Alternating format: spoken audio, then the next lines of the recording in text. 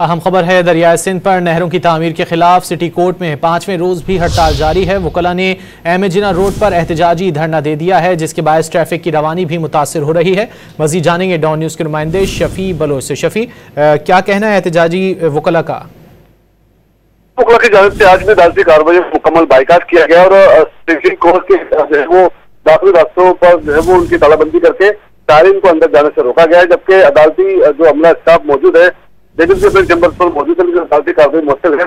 आज वकला की जानिब से जो है वो अहमद जिना रोड पर जो है वो एहतजाजी धरना दिया जा रहा है, जिसकी वजह से अहमद जिना रोड और इतराफ की सड़कों पर शाहराह पर शदीद ट्रैफिक जाम हो गया है।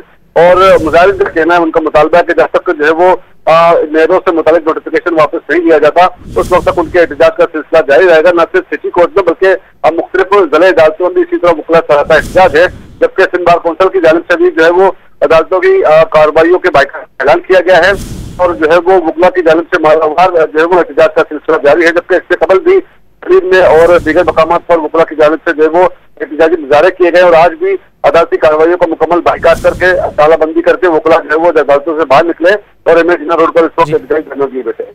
बहुत शुक्रिया शफी बलोच इन तफसीलात के लिए।